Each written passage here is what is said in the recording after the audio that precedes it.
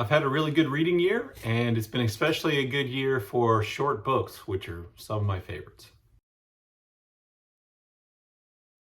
Hello and welcome back to Bookish, and welcome to my top 10 list, my favorite books, or what I consider to be the best books that I read in the year 2023. As is always the case with me, these are not all books published in 2023, even though a surprising number of them were either published in 2023 or in 2022.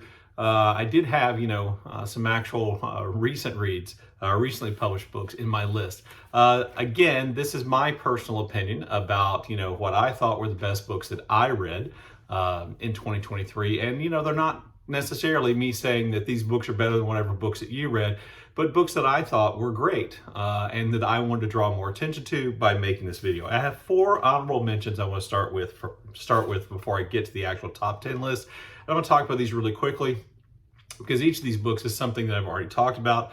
The first book is Let Us Descend, the latest novel from Jesmyn Ward. Jesmyn Ward, great writer, one of my favorite writers working today. This book follows the story of Annis, who is an enslaved woman in the antebellum American South, as she literally descends into the hell of slavery and the worst aspects of slavery. It's a story about loss and grief and spirituality and fierce independence and breaking free and living independently. And, it's a beautiful, powerful, painful story.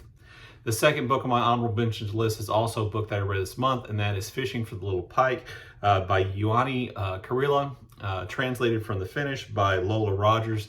This book follows the story of a young woman named Alina who returns to her home in Lapland with the purpose of catching a little fish, a little pike fish, and this is something she believes that she must do every single year. It's almost like a penance, something she has to do. And when she goes back into Lapland, when she crosses the border into Lapland, she literally enters a world in which there are mythical creatures and her past and people from her past. And it really becomes this kind of, I thought, funny, oftentimes hilariously funny at times, kind of surreal story about how she comes to terms with her past and grief and guilt.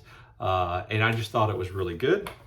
The third book on my honorable mention list is a book that wasn't published really recently, and that is Women Talking by Mariam Toews.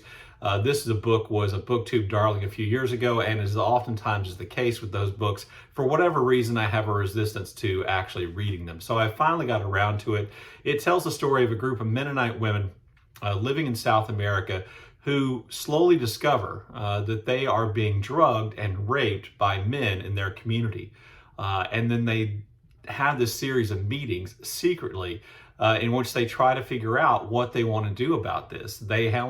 Since none of them are literate and they want to keep a record of what they've talked about, they invite a man to come and be a scribe. He's a school teacher. He's not necessarily in with the other Mennonite men, except in the same way. And, we know their story through his recording their conversations. This is a really, I thought, powerful story about the bonds between these women that cross, family lines, that cross lines between, really bitter rivalries sometimes between them, and oftentimes sometimes dislike between them, and they come together to make this kind of collective decision. And in that, I thought it was really beautiful and affecting. And the fourth book on my honorable mention list is Mrs. S by Kay Patrick. This was really an engrossing read for me, a book that I read incredibly quickly.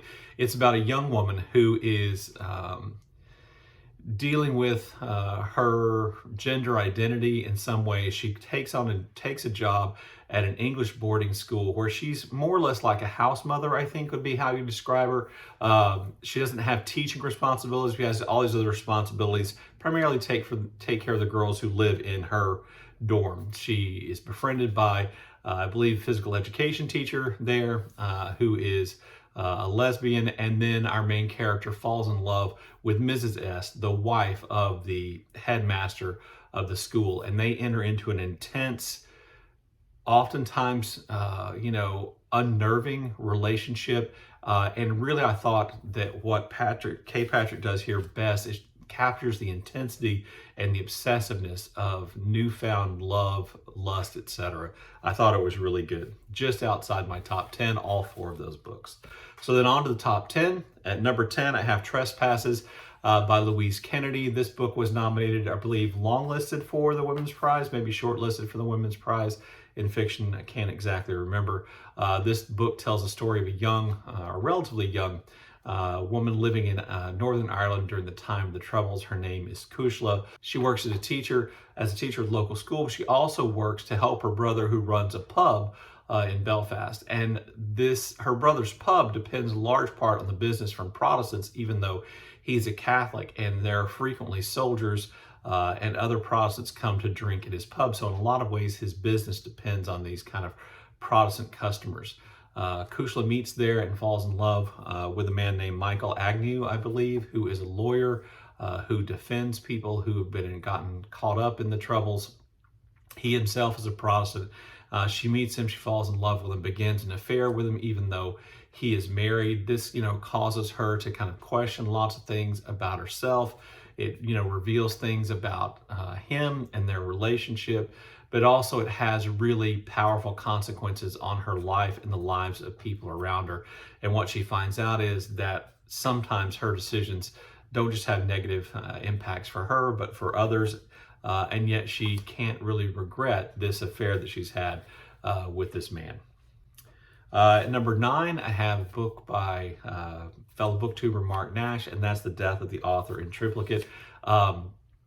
This book is just one of those books that, for me, the idea of the book, I made a video this week about, what I look for in a book. And one of those things I look for is kind of the idea or the uniqueness of the book.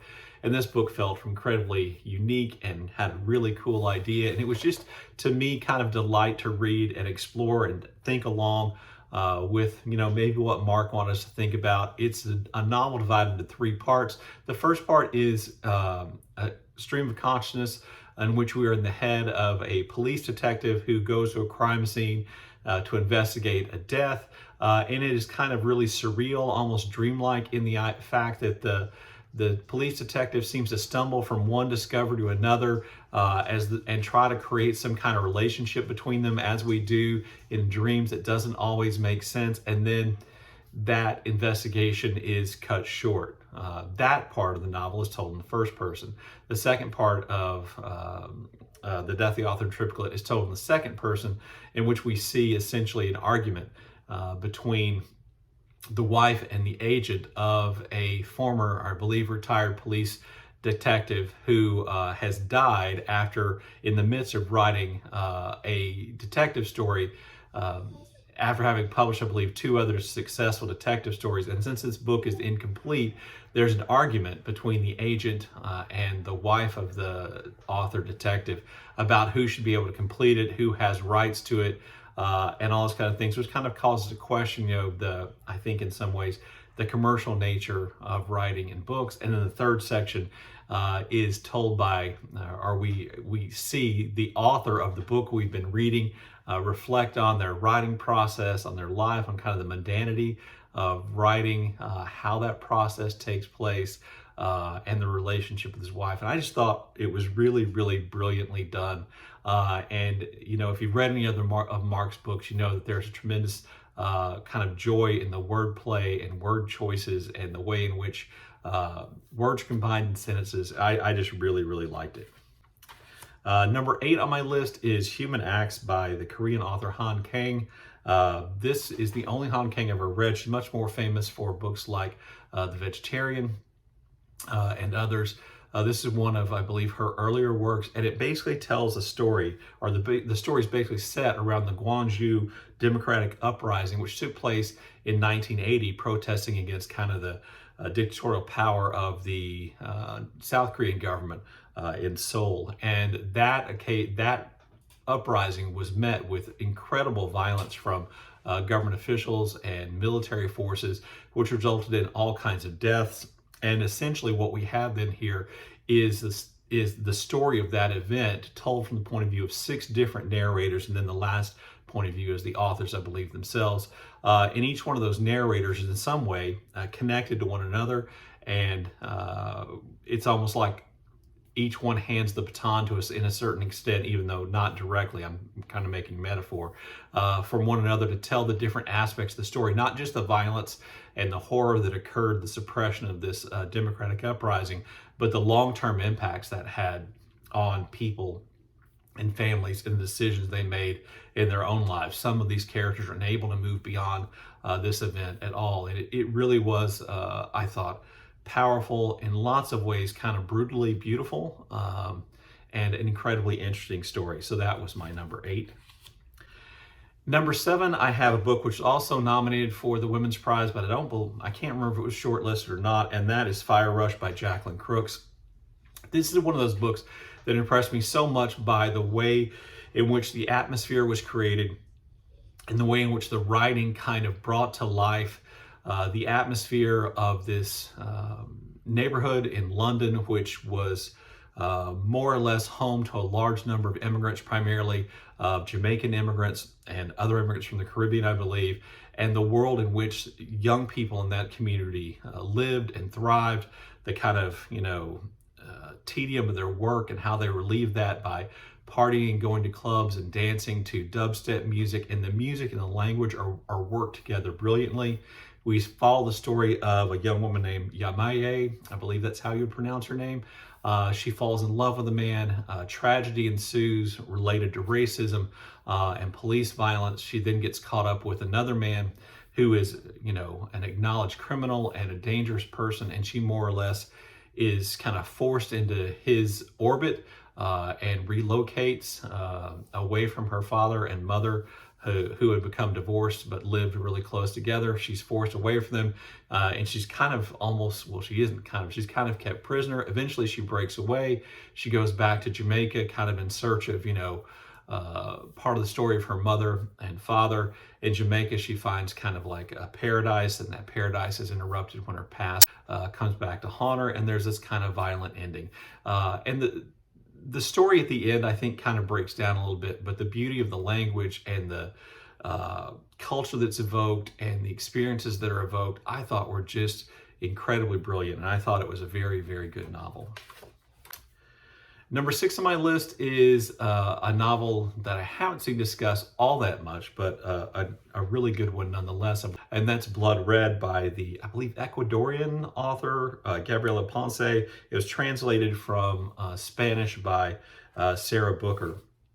So this is a stream of consciousness novel in which we kind of follow the main character, who's this young woman whose marriage is falling apart, and then she gets involved in affairs and nightlife and drinking, and she kind of is exploring the limits or maybe pushing the limits of what it's safe for her to do. It's almost as though she has this kind of wish to, break so free of that kind of life of a married woman in a stable marriage that she's constantly kind of pushing the edges of this.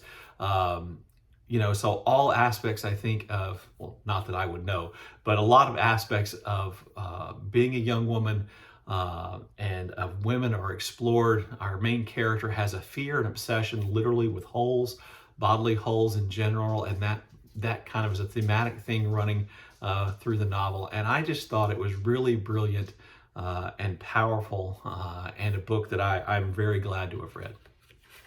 Hi, Zelda.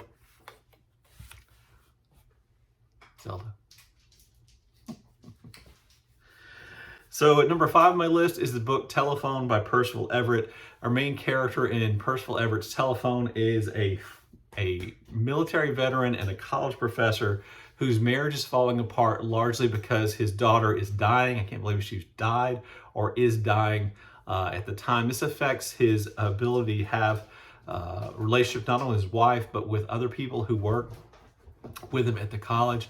He's kind of cold and distant, and he doesn't seem to be, he's a very unhappy person. And the death of his daughter, or the imminent death of his daughter, is really kind of tearing him apart. He seems to be seeking physical confrontation as a way perhaps of distracting himself or relieving his own kind of inner pain about what's going on.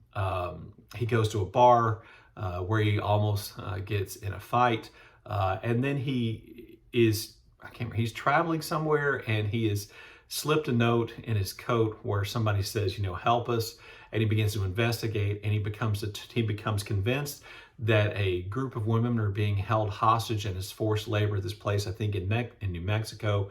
He goes there. He is determined to free them and to free and save these women, obviously, I think, in a way in which he could not save his own child, and maybe which he can't save his own marriage or his work relationship, etc. And I really, really enjoyed it. It's not as good as The Trees, but a really, really good book. Number 4, I have the Giller Prize winning novel Study for Obedience by Sarah Bernstein. If you look online, this book will tell you it's an exploration of anti-Semitism. And to a certain extent it is. But I think it also is a discussion of kind of perhaps the power that comes from being an outcast, of having almost nothing to lose. Our main character is a young woman who essentially goes to live with her wealthy, successful brother in this unnamed town somewhere in the north of whatever country that they happen to be in. And when she goes there to take care of him, and they have an unusual relationship, just to give you some idea, she literally bathes him even though he's a grown man. He goes away on business and is gone for a long time, and her attempts to interact with the community all wind up going wrong. The community blames her for all kinds of things that happen, a potato blight and all these other kind of things that happen, and they essentially begin to fear her. And I think she kind of draws power from their fear. There are scenes in the book which I think indicate clearly that she is drawing power from their fear. And that power leads her to challenge ideas about, what she's supposed to be and who she is, so much so that when her brother returns, the power dynamic in that relationship has changed as well. I really thought it was good, and that it asks you a lot of questions as a reader that there's not a clear answer to. And I've seen lots of people with different interpretations of the meaning or the idea behind the novel. And I think that makes it a brilliant novel, and it's very well written. By the way, if I haven't mentioned this, all the books on my list are well written. And again, I'm referring to a video I made earlier this week. I said that my number one thing I look for is writing, but writing isn't like, pyrotechnical fancy writing to me. It's writing that enhances all the other aspects of the book. When you get to the end of a book, to me, if I can't imagine another way in which that book could have been written, whether it's stream of consciousness or whatever kind of system has been used to write it, then to me, that's great writing. I like the book. I can't imagine another way it possibly could have been written. That makes it a great book. And I think that's true for Sarah Bernstein's Study for Obedience. Number 3 on my list, I have Collected Works by Lydia Sandgren, translated from the Swedish by Agnes Brume. This follows 3 friends, or primarily we're following a man named Martin Berg who has aspirations of being a writer. At one point, he writes a story as a young man that wins prizes and all this kind of acclaim, and he sets out to write this novel, which he really never writes. He falls in love with a young woman, an academic, a brilliant young woman named Cecilia, and they get married and they have kids. He's also, though, best friends with a young man named Gustav Becker. I have to look down here for the names of the characters. I'm bad at remembering character names. And Gustav Becker is a brilliant artist who kind of goes back to realistic painting or figurative painting in ways which kind of break the norm. And we follow the lives of these 3 people from and the relationships from, let's say, high school through college and adulthood and having kids. And along the way, the thing I think that Sandgren does brilliantly is she reveals the flaws in Martin Berg's character. His aspiration to be an artist and a writer, but, kind of not ever following through on that and becoming instead, a publisher of books and works. His friendship with Gustav and how that works. Gustav's friendship with his wife, Cecilia, and the fact that Cecilia is his actual muse, someone he paints many pictures of. So that when Cecilia disappears, we begin to wonder. We get this kind of brilliant, I think, kind of character analysis where we as readers have to decide, was Cecilia right to flee from her husband and her 2 kids, to seek out something that she couldn't get there, something that maybe was being suppressed? Is Martin a bad husband? Was she running to be with Gustav, and how did that relationship work out, even though Gustav is gay? You know, how did all that work out? And I think by doing that, we never, or at least I never, settled on the idea that any of the characters is the one who is consistently right, or the one who has done the right or wrong thing. And I think that so well kind of mimics life, in which there is oftentimes in human relationships no one who is purely at fault themselves. And I thought it was really brilliant and enjoyable, and it's, I think, easily the longest work of fiction I read. Number 2 on the list, I don't think anybody will be surprised to find my 1 and 2 or what they are. The only surprise is which order I put them into me. And number 2, I put Foster by Claire Keegan. This is just beautiful writing, beautiful storytelling about a young girl who, for financial reasons, is essentially fostered to a childless husband and wife, and she goes to live with them because her parents have too many kids and too little money, and her dad likes to drink more than he likes to work, and so she goes to live with this couple. And we see kind of this relationship with this couple build, with the man and the woman, and how she builds a relationship with those two people differently, and what she learns, what she discovers about them, and, you know, the pain they have and the joy they have in fostering her, and, you know, the regret she has perhaps in going back to her own family when the time comes. Just heartbreaking and beautiful, with a little bit, I thought, of Mansfield Park ideas thrown in there. Just a brilliant piece of writing, a beautiful piece of writing. And, you know, even if the story itself doesn't sound kind of compelling to you, you should read it just for the beauty of Claire Keegan's prose. Literally just great, efficient, powerful writing. And then my number 1 book of the year was Boulder by Eva Baltasar, translated from the Catalan by Julie Sanchez. This book's been discussed on BookTube many times. I've discussed it on BookTube many times. Our main character is a woman who is known as Boulder because she essentially doesn't like change. She's kind of a misanthrope. She doesn't really like people. She takes a job working on ships, on kind of cargo ships, as a cook, and over the course of that, she develops real skills as a cook and a chef.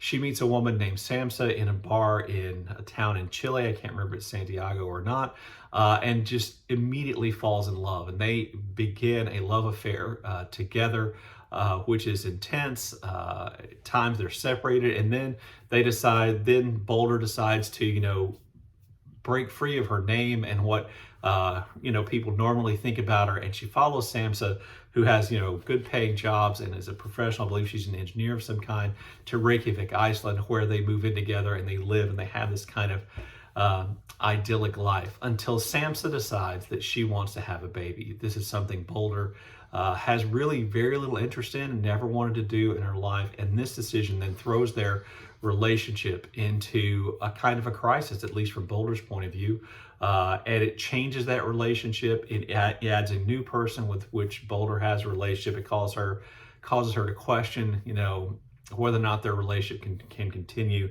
And I just thought it was a brilliant look at the way in which relationships between people in love sometimes work and change, or maybe why those fall apart. And I just found Boulder to be just an incredibly great character who in some ways, you know, I felt that I identified with in some of the things that she thinks, and some of the ways things that happen and how that changed her. Just a really brilliant book. Anyway, there you go. There is my top 10 books plus 4 honorable mentions for the year 2023. Look forward to your comments in the comment section below. And as always, thank you for watching.